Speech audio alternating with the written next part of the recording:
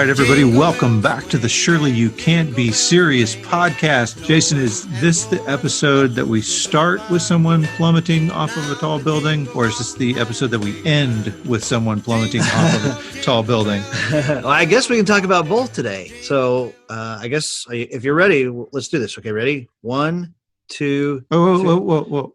Is it 1, 2, 3, and then go, or do we go on 3? Welcome back, everybody. We are so excited. This is episode 3 of the Die Hard versus Lethal Weapon. This is the last episode of our movie comparisons of the year, but we may have something special in store just before Christmas, which will let be a surprise. That's right. Coming Christmas Eve, or maybe the 23rd. We're not sure yet.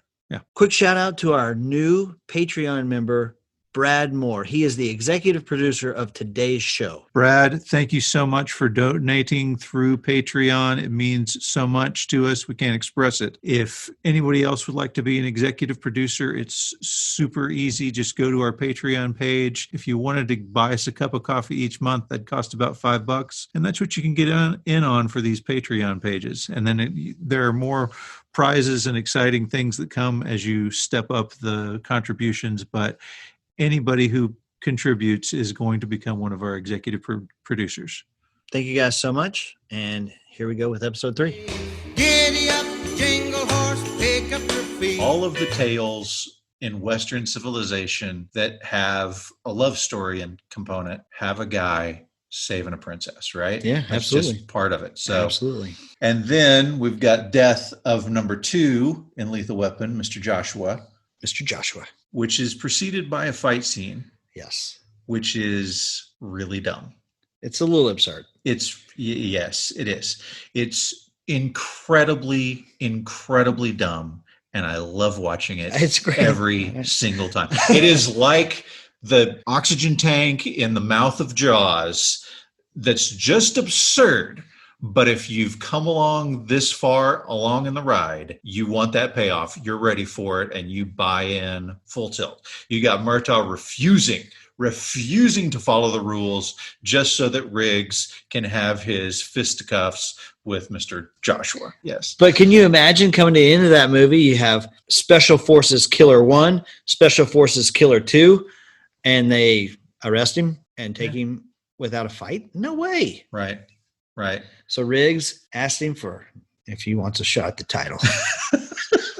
So cowboy. Uh-huh. It is so cowboy. So amazing. And the entire LA Police Department, along with the helicopter, say, yeah, heck yeah, let's let these guys fight. Yes. And then, of course, it can't end with just a beat up. It's got to end with bullets, right? Absolutely. Bullets from both of our heroes. Yes. And then we have in Die Hard, the twist ending, the surprise return and resurrection of what we thought was the dead villain. Yes. Carl. Yep. And who is it that saves the day? Not Roy. No, absolutely not. It's Al Powell. Yeah. He has made his transition too. He has become that thing that he was afraid of becoming again. Pulled his gun. Yep. Listen, when I saw Die Hard in the theater, Yeah.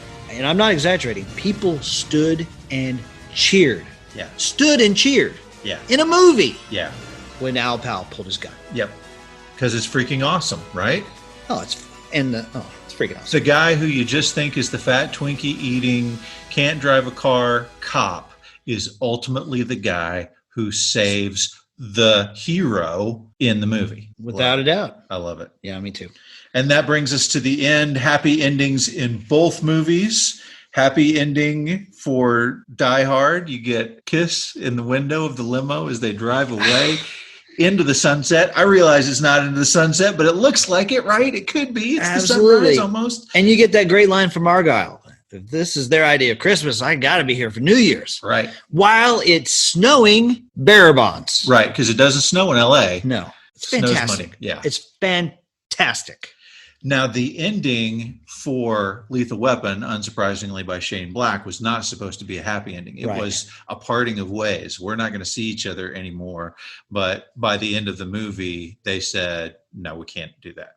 We have to have the Hollywood ending. They filmed it. Did you see that scene? Absolutely. So, Okay. yeah. It's sad. It's depressing. It's depressing, yes. No, thank Now, you. and Shane Black is kind of big on this, doesn't like the Hollywood endings, which is why Riggs dies at the end of his Lethal Weapon 2 script that he wrote. Riggs gets shot 19 times at the end of Lethal Weapon 2. Right. And is like, and lives. and worries about, throw those cigarettes away. Yeah. What we do get is the moment where he hands the bullet over, right? We realize that he says it. He doesn't need it anymore because at the beginning of the movie, he was alone. He meets this guy. They're obviously at odds. They're bickering the whole movie, but by the end, he has a new family. He does. He's been adopted into the Murtaugh family. He says, if you think I'm going to eat the world's worst Christmas dinner by myself, you're crazy. And Rick says, I'll tell you a little secret. I'm not crazy. Yeah. It's great. Love it. It's an ending with a Christmas bow on top. Yeah. As a kid of the 80s, I like Hollywood endings. Absolutely. Right? I don't want my hero to die at the end. No. No. Which is why we hated The Last Jedi. Okay, so that does it for me for the plot. You got anything else? I mean, I got two, but it's coming out my nose. Come on. All right. So here's a few things for you, okay? Yeah. Did you know that Leonard Nimoy was originally supposed to direct Lethal Weapon? No. Yeah. Okay, so Leonard Nimoy ended up doing 3 Men and a Baby instead of Lethal Weapon. Oh, okay. Kind of interesting, right? Yeah. There's a point in the movie at the beginning, Murtaugh tells Riggs that Hunsaker saved his life in a certain battle in Vietnam. Right. Mel Gibson portrays this exact battle in We Were Soldiers. Yeah, that was it. We Were Soldiers, right? Yeah. Okay. I got something that's going to blow you away. Okay. Okay. Here you go. This is going to blow you away. No. I got something that's going to blow you away, D. Okay. Okay, I'm ready. This will blow your doors off. Okay. The Beretta that Mel Gibson uses in this film is the same prop gun used in Die Hard that Bruce Willis tapes to his back. What? Same gun. No. Same gun. Okay. According to my extensive internet research, same gun. According to an obscure website blog. Okay, a running gag in the Lethal Weapon movies is the 1, 2, 3. No, wait. Hey, Riggs. Yeah.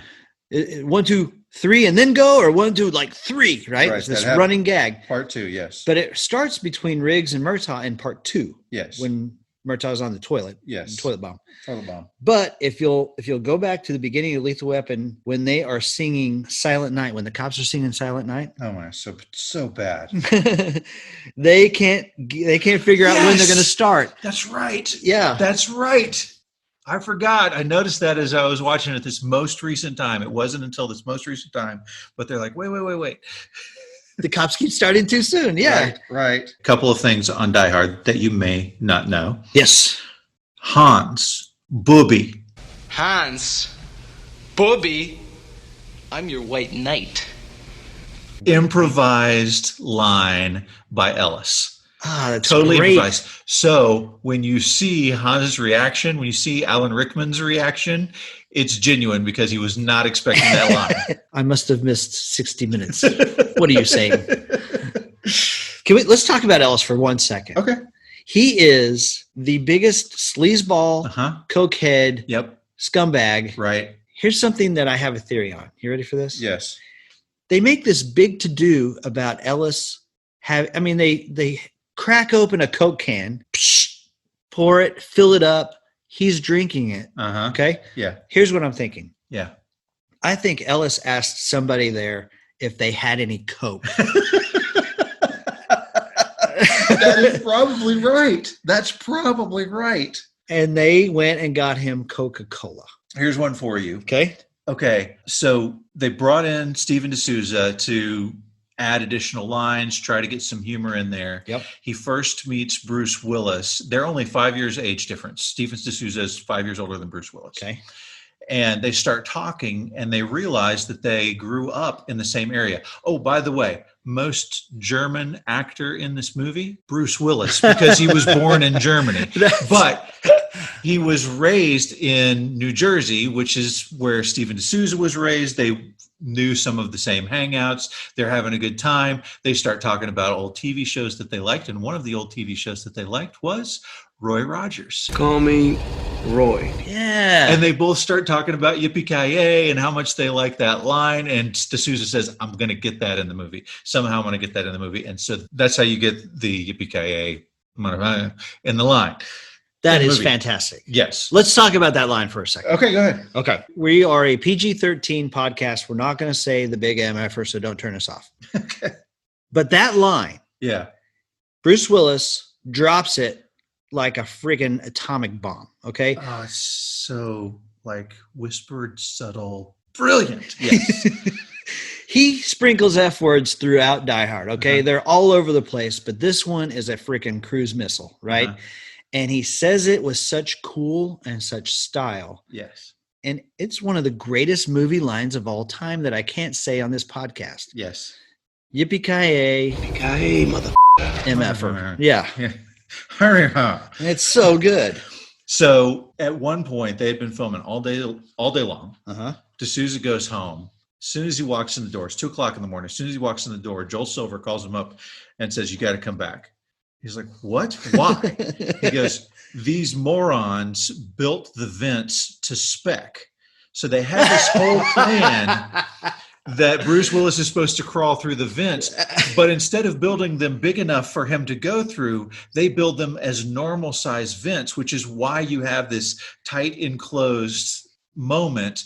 And so D'Souza comes back, and that's where you get the line of, "Come out to the coast, we'll get together, we'll have a few laughs." That one was D'Souza, and then the "Now I know what it feels like to be a TV dinner," that was Bruce Willis improv. Wow, that's awesome. Yeah. That's awesome. Oh, and him getting into the vent, that was, I mean, I watched that scene and I'm like, there's no freaking way that any human being can fall that far and catch them. The stuntman was supposed to catch the vent before it. He missed. Here's the deal. The stuntman was supposed to grab that ledge. Yes. He slipped, fell, hit the airbag like 4 stories down. Oh. But they cut in that quick.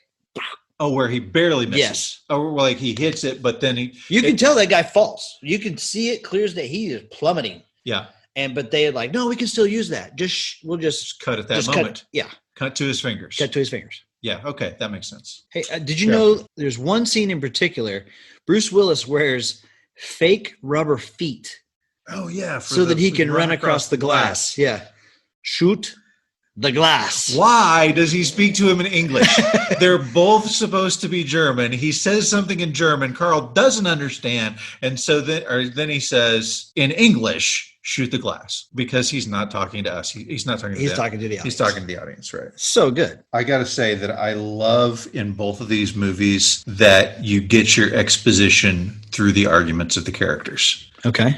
Like that's an amazing thing. Like we talked about how we had a great exposition moment in Raiders because he's teaching the government guys about the ark, right? And so it's this opportunity, but it's obvious exposition. He's telling a long story. It's not an argument. And the same thing with Back to the Future. You've got Doc explaining time travel because they're documenting everything with the TV. But with both of these movies, you don't have any of that one character telling a long exposition type of thing. It's all just an exchange, like them trying to, paper thin, right? This idea that there's something more going on than just a bad drug deal. Right. Until the paper thin pays off. But it's always arguments between them. Yes. And same thing in Die Hard.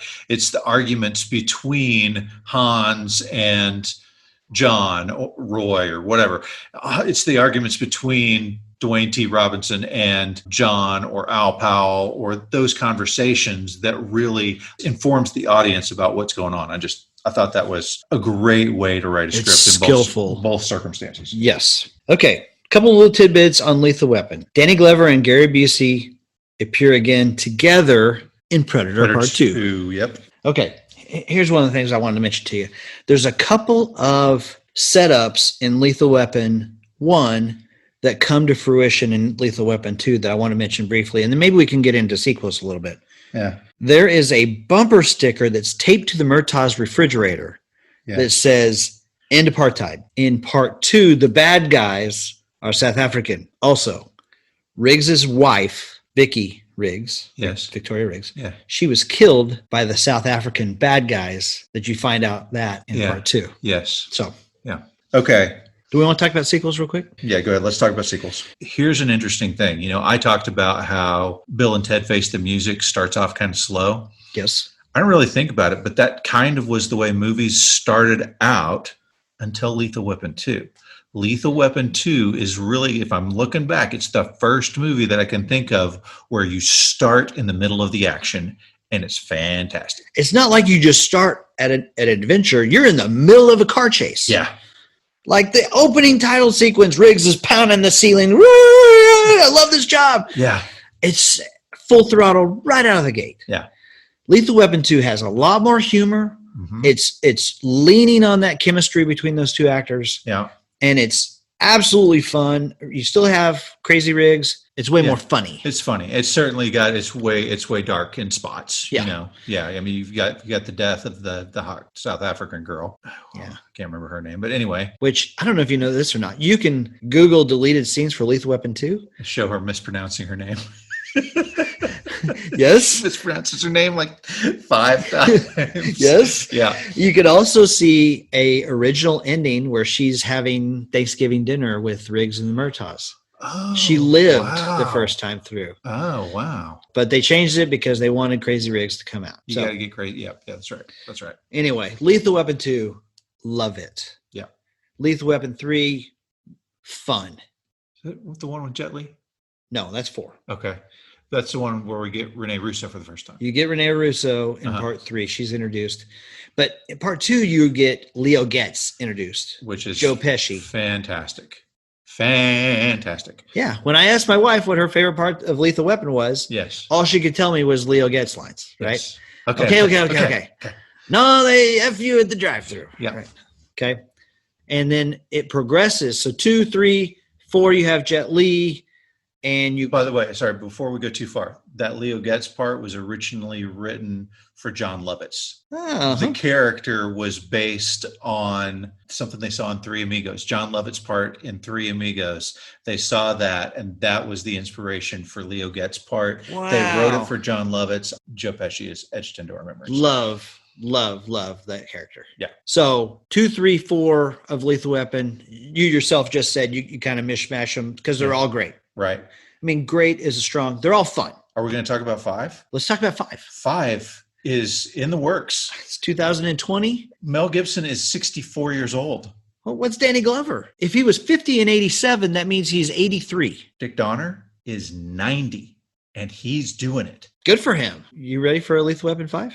Sure. I don't know what they're going to do with it, but sure, let's do it. Heck yeah. Yeah. Yes. Get too More. old for this shit. He was too old for it in 87, and he's not too old for it anymore. It's great. Yeah. Okay. Die Hard sequels. Okay.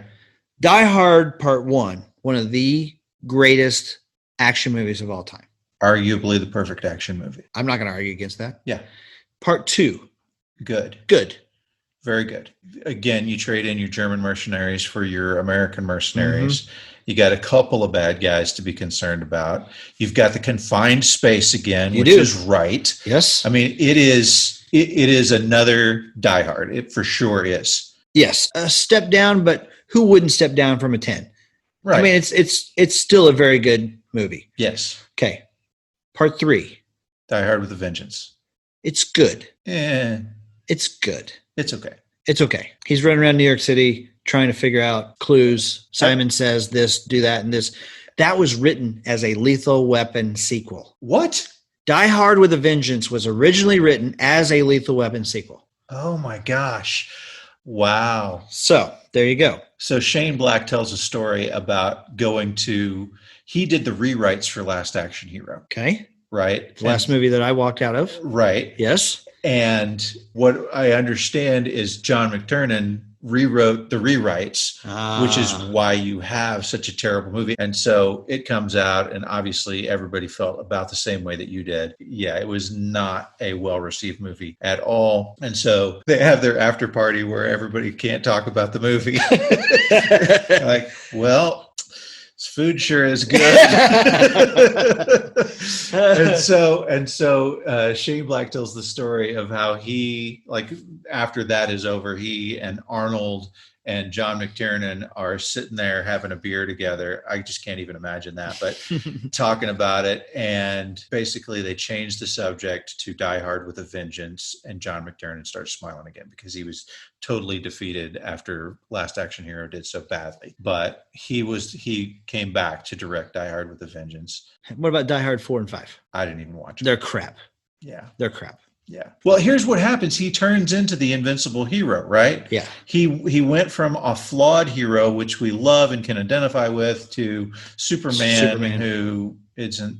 It's not interesting. The action was absurd. So sequels, I definitely. Oh, and Lethal Weapon has a TV show that was well received until the guy who played Martin Riggs got fired. Yeah. That's a story for another day. Right. But the sequels for Lethal Weapon are definitely stronger than the sequels for Die Hard. I think maybe my favorite sequel to Die Hard right now is the Die Hard battery commercial that is out where he crashes through the window and says, "I'm going to need one of those," and then hops into the vent. It's great, man. It's great. Yes. Okay. Little note on John McTiernan. Did you know that he was arrested and then went to prison? What? So we're talking about one of the biggest directors of the 80s and 90s. He is potentially a guy who can call his own shot, right? Yeah, for sure. So there's even after the Last Action Hero. Even after the Last Action Hero, he's still got Die Hard with a Vengeance. He's still got a ton of movies to his credit. And then he hires this guy named Anthony Pellicano. He was a private investigator, also a fixer, also a really slimy guy, and was used by a lot of Hollywood folks and basically got a lot of dirt on a lot of Hollywood folks as well. So he used him to spy on his wife whenever they were getting a divorce.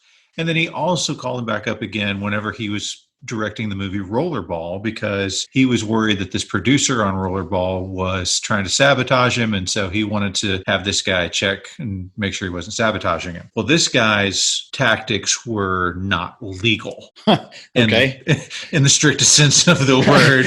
And he got in some big trouble with the feds. And so an FBI agent calls John McTiernan and says, "Hey, have you ever used this Anthony Pellicano as a private investigator?" John McTiernan says, "Yeah, I used him whenever I was going through my divorce. I had him, do some investigation on my wife." And the investigators like, "Anything else?" And John McTiernan says, "No." That's a lie. That would be lying.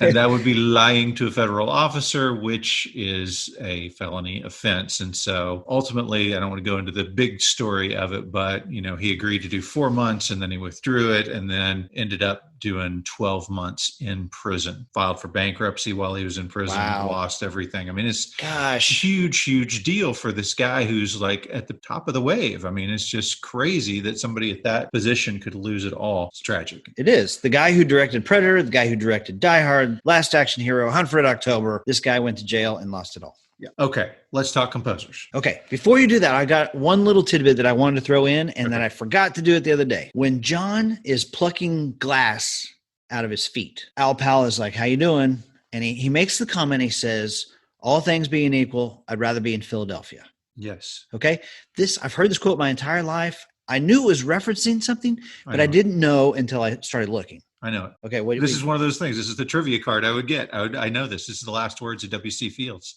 Yeah. Yes. It's fantastic. So W.C. Fields was born and raised in Philadelphia and would often poke fun at his hometown. And basically the reference was the grave was just slightly worse than being in Philadelphia.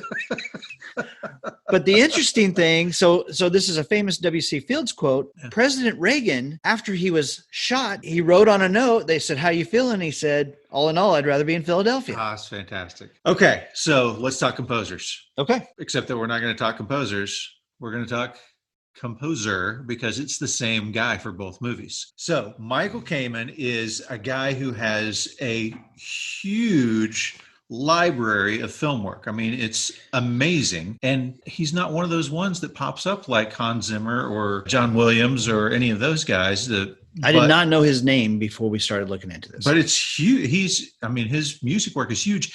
And he was a guy who was classically trained, but also just had a love for all kinds of music. And he did stuff with so many rock and roll artists. I don't think I could possibly list them all. Wanted to be a composer his whole life, but he started off arranging music with Pink Floyd for the movie The Wall. Wow. But he worked with Roger Waters, David Gilmour, Queen. He did the orchestration for Who Wants to Live Forever from Highlander. Nice. Was the composer for Highlander. Worked with Eric Clapton, Aerosmith. He did the live orchestral part for Dream On. Yeah. He worked with Bon Jovi. He worked with the Eurythmics, Metallica on the Nothing Else Matters, and that whole live album that they did, the S&M. Yeah. He was the S part. He was the symphony for their Metallica.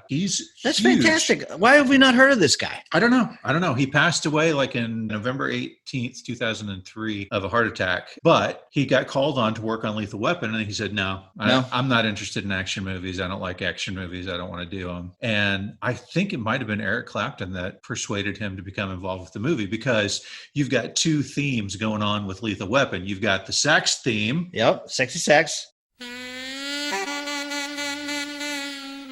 And you've got the guitar theme. So the sax theme is Roger Murtaugh, the guitar theme is Martin Riggs, and then he goes on to do action movie after action movie after action movie. So after Lethal Weapon, he did Adventures in Babysitting. Nobody gets out of here without playing the blues. He did Renegades. He did License to Kill. He did Roadhouse. He did Lethal Weapon 2. He did Die Hard 2. He did Nothing But Trouble. He did Hudson Hawk. He did Robin Hood, Prince of Thieves. He did The Last Boy Scout. He did Tales from the Crypt. He did Lethal Weapon 3. He did Last Action Hero. He did The Three Musketeers. He did Don Juan DeMarco. I mean, it just goes on and on and on. I mean, it's And then he, in 95, he did Mr. Holland's Opus. And you're a fan, right? Yeah. Yeah. So after that, he started his own foundation called Mr. Holland's Foundation that would provide used musical equipment for underprivileged schools. It's awesome. Yeah, it's great. You mentioned Eric Clapton. Eric Clapton actually does play the guitar for the Lethal Weapon Riggs theme. Obviously, he's got the Lethal Weapon theme. And then, of course, he did the music for Die Hard as well. And it is, I mean, we know it's Beethoven, right? We know it's Ode to absolutely Joy. Ode to Joy, yes. But I mean, in order to do that, you have to be able to take that and not only cut it down, but slip it in and make it relevant to what's going on in the film. And he did it so well. I mean, that music is perfect throughout. He uses it throughout the movie, along with the little jingle bells, to make sure that we remember that this is a Christmas movie. Absolutely. Yes. You know, you talked about it at the beginning, at the Christmas party. Yeah. There is a 4-piece orchestra at the Christmas party playing Ode to Joy. That's diegetic music. Diegetic music, yeah. And he does slip it in. He teases you with it. Yeah. And then when they open the vault and Hans and Theo are raiding the place, you get Ode to Joy at full tilt, right? At its peak, yes, at that peak moment.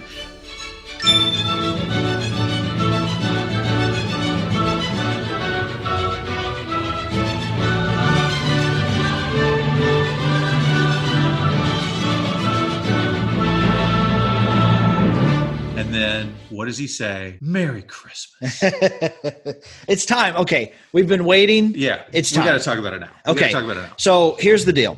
We've been teasing this. I have my own battles with my sister. She and I go back and forth on this. I have a friend, Dana Smith. She likes to poke the bear when she teases me about this. Are these Christmas movies? D, let's go. They are definitely Christmas movies. That's not just an opinion. We can establish this through empirical analysis of the evidence in front of us. Okay. Despite the fact that Bruce Willis caused a stir about 3 years ago, whenever during his roast, he made this point of, I only did this to say that Die Hard is not a Christmas movie. Okay. All due respect, Bruce, you didn't write the movie. That's right. You know who wrote the movie? Stephen D'Souza. Stephen D'Souza. You know what Stephen D'Souza says? It's the greatest Christmas movie of all time. Yes. And he even created a chart He created a chart to prove his point, and we'll go through that. And he just has Die Hard that he's ticking off these points on. But let's look at both Lethal Weapon and Die Hard and the movie White Christmas, who no one would argue that White Christmas is not a Christmas movie. But let's look at them all side by side. And you tell us, after this empirical analysis of the evidence in front of us, what you think. All right, let's go. All right. Side by side. Here we go. Okay. Takes place during Christmas holiday. Die Hard Yes. takes place entirely during Christmas Eve, right? Absolutely. Okay. Lethal Weapon takes place week at the most, but clearly first scene is him buying Christmas trees when he makes his drug bust. Last scene is, you're not going to make me eat the worst Christmas dinner by myself. And so obviously the whole movie takes place during the Christmas holiday. Yep. White Christmas, final reel only. Rest of the movie does not take place during the Christmas holiday. Aha. All right. Setting, okay, Die Hard, obviously. Yes. Christmas party, 100%. right? Yep. But we know from the movie in Lethal Weapon that they are preparing for some sort of party because they have the quartet of officers practicing singing Silent Night. So there has to be some sort of event, which is why they're prepping for this, which, as you mentioned, was really the birth of, do we go on 3 or do we go 1, 2, 3, then go? Yeah, that's right. That was the birth of that. But still, they're singing in preparation. They're practicing in preparation for something. So again, you have a Christmas party. White Christmas, again, only the final reel. Okay, hold on 1 second before we move off of Silent Night. Yeah. Do you know the name of the composer of Silent Night? No. The original Austrian composer's name is Franz Gruber. No. Yes. What? Franz Gruber. Wow. Oh my gosh. That's Die Hard. That's really amazing. All right. So, number of Christmas songs. So far, White Christmas is losing 2 out of 2 battles, right? Okay, right. Okay. So, number of Christmas songs. In Lethal Weapon, we have the beginning song, Jingle Bell Rock. Jingle Bell Rock. We have the quartet of officers singing Silent Night. Yes. And we also have, what else? You've got the Bugs Bunny holiday special playing in the background That counts. when Riggs is looking down the barrel of his own gun. That counts. That counts. So Die Hard has 3. It has Let It Snow, it has Winter Wonderland, and it has Christmas in Hollis by Run DMC. And so 3, and what does White Christmas have? It has White Christmas and snow, and that's it.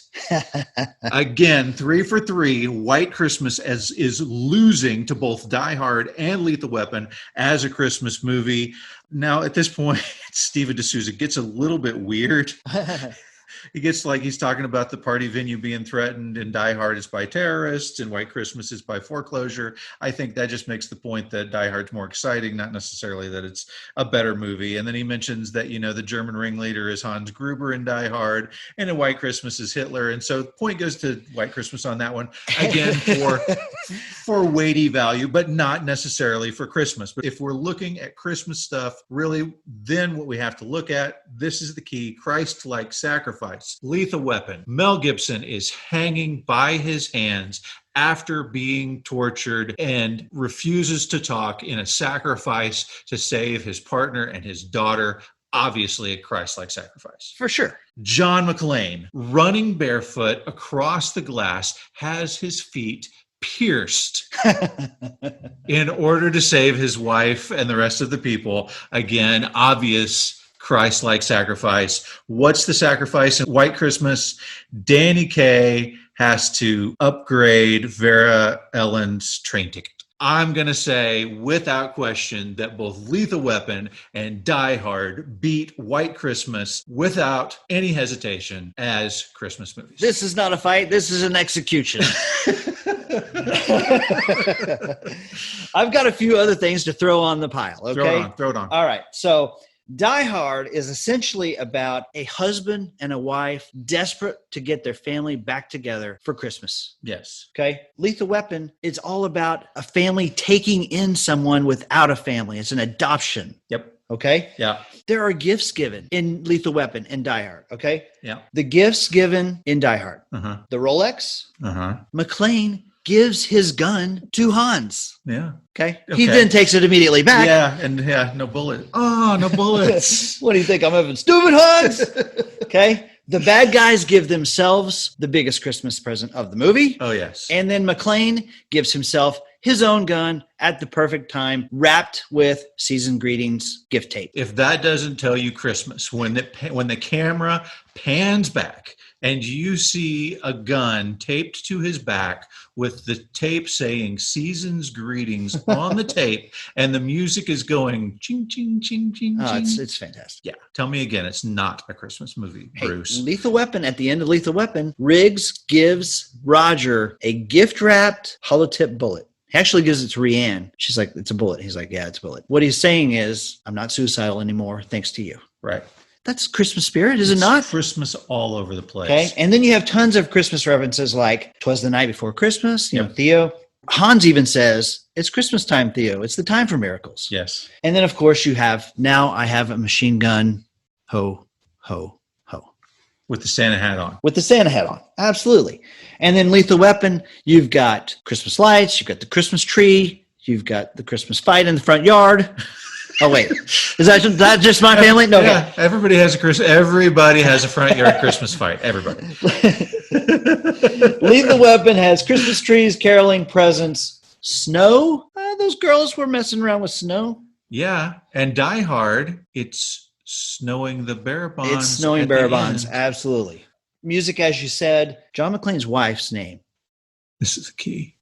is Holly. It is so brilliant. You totally called that, and I can't believe I overlooked it. But knowing that, you have to say this is not only a Christmas movie, it is deliberately a Christmas movie. Main themes of both movies: family, love, joy, peace. All right. Okay. Are we ready to move to Final Judgment? Let's do it. Okay. Okay. Am I going first? You're going first. All right. Final Judgment. I love both of these movies, and I can't stress that. I know I say that every time. Both of these movies are automatic watches. If I'm passing by the channel and I see Lethal Weapon, I'm stopping. If I see Die Hard, I'm stopping. If I see Die Hard, I'm stopping. I'm throwing my remote behind me. I'm not changing the channel. Okay. It doesn't matter. To me, Lethal Weapon is the best buddy cop and maybe the best movie of 1987. A movie packed full of 80s gems. Yeah. It's my favorite movie of 1987. Yeah. Die Hard is in the conversation for best movie ever for me. Okay. So I do love wholeheartedly both of these movies. I love the Lethal Weapon franchise more, Yeah. but I love Die Hard as a standalone movie the most. For me, it's Die Hard. Well, I feel like you kind of stole my thunder there. It's about time. I just always wanted to say that. I mean, it's the end of the season here. We're done. We're done. I just wanted to finally be able to say it. Okay. Yeah. So two absolutely brilliant movies without question. If they're on, I'm watching. No hesitation. So the question is, which one's better of these two amazing movies? Die Hard is arguably the perfect action movie. It has little bits of action intermixed with comedy and story and struggles, and it is brilliant from beginning to end. Lethal Weapon is fantastic, but it has some flaws. The fight scene that you just mentioned, the holiday fight in the yard, that is ridiculous. That is just plain ridiculous. The suspense music as we're waiting and waiting and waiting for the cars to drive up in the desert is just unreal. I'm like, guys, I know you spent a lot of money on this shot, but you could have had this done about a minute and a half ago. Let's move on. And then the worst scene in the movie is at the very beginning, where Roger Murtaugh's in the bathtub and his family comes in and he doesn't hide the turtle head floating up out of the water. He just lets him sing happy birthday and gets a kiss from his daughter, and then sexy music starts playing. I don't know. That's just, there's some things that just can't be excused in this movie. And so for that reason, I have to say Die Hard wins as the better of these two movies. Now, you make an important point. Franchise to franchise, Lethal Weapon wins hands down. It's not even close. Lethal Weapon franchise is great. I can't wait to see what they do with 5. Richard Donner's 90, and he's going to do something amazing. I'm sure of it. Die Hard was pretty good after the second one was about the last good one, really. I mean, some people like the third one. I don't really care for it. And then he becomes this hero that you can't beat, which was... I mean, the whole reason we loved it was how human he was. Right. And so I am disappointed with where Die Hard went. So there I am. Franchise to franchise, Lethal Weapon wins, but we're not comparing franchises. We're comparing the movies, and movie to movie, without question, Die Hard wins the day.